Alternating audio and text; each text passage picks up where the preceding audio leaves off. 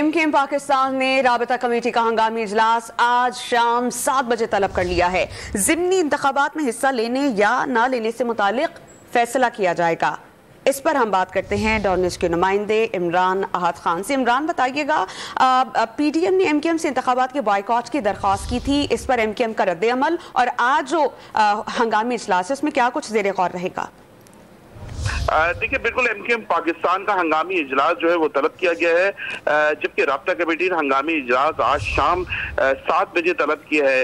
मुत्तहदा की राब्ता कमेटी इजलास में अहम फैसले करेगी, जबकि मुत्तहदा राब्ता कमेटी के इजलास में ज़िमनी इंतखाबात के हवाले से जैसे आपने सवाल किया है कि PDM ने भी इससे पहले राब्ता किया था, उससे कबल पाकिस्तान पीपल्स पार्टी की क़यादत ने भी हैदराबाद का दौरा किया था और उनसे कहा था कि दरख्वास्त की थी कि आप फौरी तौर पे ऐलान करेंगे ज़िमनी इंतखाबात में इलेक्शन जो हो रहा है उसमें हिस्सा नहीं लेंगे। जबकि आज भी वज़ीर आज़म पाकिस्तान ने डॉक्टर खालिद मकबूल सिद्दीकी से टेलीफोनिक गुफ्तगू की है। उनका भी ये कहना था कि वज़ीर आज़म का खालिद मकबूल सिद्दीकी से कि वो भी ज़िमनी इंतखाबात ना लड़े हैं, जिस तरह PML नहीं लड़ी, जिस तरह पाकिस्तान पीपल्स पार्टी नहीं लड़ी। इसके हवाले से जो है वो राब्ता कमेटी का इजलास बुलाया गया है, जिसमें मुत्तहदा राब्ता कमेटी इजलास में ज़िमनी इंतखाबात और मौजूदा सियासी सूरत हाल पे भी गौर किया जाएगा। जबकि PDM की जानिब से भी इंतखाबात में हिस्सा ना लेने की तो जो अपील की गई थी उसके हवाले से, जबकि पाकिस्तान पीपल्स पार्टी की क़यादत और वज़ीर आज़म ने जो फ़ोन किया खालिद मकबूल को,